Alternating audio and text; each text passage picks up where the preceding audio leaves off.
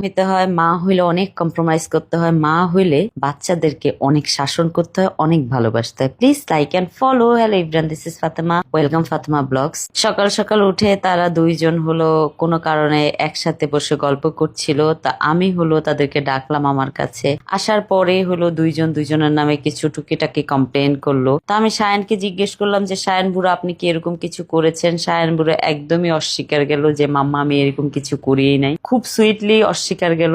আচ্ছা যাই হোক, আমি হলো তাকে একটু আদর করে দিচ্ছিলাম যে সায়ান বুড়ো এরকম করা যাবে না। সে খুব সুইটলি আমার কথা শুনতেছে, তা আমারও ভাল লাগতেছে বাচ্চাকে বুঝাইতে। তারপরে আমি তাকে বুঝিয়ে টুঝিয়ে আমি চলে গেলাম রান্নাঘরে। সো এখন হলো রান্না করব হলো মুরগির মাংস, শাক, আরো অনেক কিছু রান্না করব। সে আমার পিছনে এসে দাঁড়িয়ে দাঁড়িয়ে দেখতেছে। আমার মাঝে মধ্যে মনে হয় আমার বাসায় আমার বাচ্চাগুলা আমার কাছে লক্ষ্মী হয়ে থাকে। তারা আমি যেখানেই যাই সেখানেই তারা আমার পিছন পিছন থাকে। আসলে প্রত্যেকটা বাচ্চাই মনে এরকম করে, মায়ের কাছাকাছি থাকতে বেশি পছন্দ করে। তো যাই হোক, গল্প করতে করতে টেবিলে খাবার দিচ্ছিলাম, আর সায়ান চলে গেল হলো তার খাবার খেতে, আর আমি আর যারা বসে গেছি আমাদের খাবার খেতে। তবে সায়ান হলো আলাদা কেন খায়, সায়ানকে একটু ব্লেন্ড করে খাবার খাওয়াইতে হয়, সেই জন্য। এই যে দেখেন, সায়ান একটা টাস করে মাইর দিয়ে দিল। আমি যারাকে বললাম তোমাকে একটা মাইর দিছো, তুমি একটা দাও। এটা বলা মাত্রই যারাও একটা দিয়ে দিছে। তারপর আমার কাছে সায়ান অনেকক্ষণ এসে কান্না করলো। তারপর আমারও মায়া লাগছে। এর মাঝখানে জায়ান স্কুল থেকে চলে আসছে। সে হলো পুরো আইসক্রিম খেয়ে গেঞ্জি ভরে আসছে। তাকে অনেক বুঝাইলাম যে এভাবে খায়ও না, ঠান্ডা গরমে একদম ঠান্ডা লেগে যাবে, কারণ এখন একটু গরম বেশি পড়তেছে তো,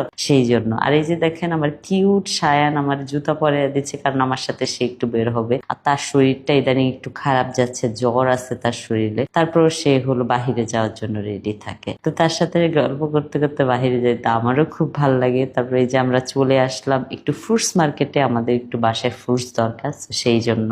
সো ফাইনালি চলে আসলাম ফ্রুটস মার্কেটে। আসার পর এখানে সব ফ্রুটস গুলা দেখতেছিলাম। তবে আমি যে ফ্রুটস মার্কেট থেকে ফ্রুটস নিয়ে, দেখা যায় ওই দোকানে সবসময় ভিড় থাকে। তো সেই জন্য হলো ভিড় কমার পরে আমি আর সায়ান চলে আসলাম। তারপর হলো আমি দেখে দেখে ফ্রুটস গুলা নিচ্ছিলাম। তবে আমি যেখানেই বাজার করি, যেভাবে বাজার করি, যে বাজারই করি, আমি সব সময় দেখে দেখে জিনিস কিনতে পছন্দ করি না, কারণ আমি চাই আমার বাচ্চাগুলোকে সবচেয়ে ভালো জিনিসটাই খাওয়াইতে। তো এই যে ফ্রুটস কিনা শেষ, এখন হলো বাসায় চলে আসলাম। এসে জায়ানকে দেখে এখানে মন খারাপ করে বসে আছে। তারপর ফ্রুটস দেখাইলাম, সে খুব আপসেট হলো, তার জন্য চেরি আনি নাই বিদায়। তারপর আমি বললাম ঠিক আছে মাম্মা, নেক্সট টাইম গেলে চেরি নিয়ে আসবো। তারপরে আমার রুমে আসার পরে এই যে দেখেন সায়ান বুড়ো টুকু টুকু টুকু টুকু করে হাঁটতেছে, আমার সাথে গপ্প করতেছে, আমার কাছে আসতেছে। আমার এই কিটিটা থাকলে না আমার টাইম একদম কেটে যায়। তারপরে এই যে তারা তিন ভাই বোন দুষ্টামি করতেছে, তাদের দুষ্টামি আমি দেখতেছিলাম বসে বসে। আর হলো সায়ানকে জায়ান আর যারা একসাথে মিলে ডিস্টার্ব করে সব সময়। তারপর আমি সায়ানকে বুঝাইলাম যে সায়ান তুমি একটু যারাকেও খেলতে দাও। তারপর যারাকেও সেই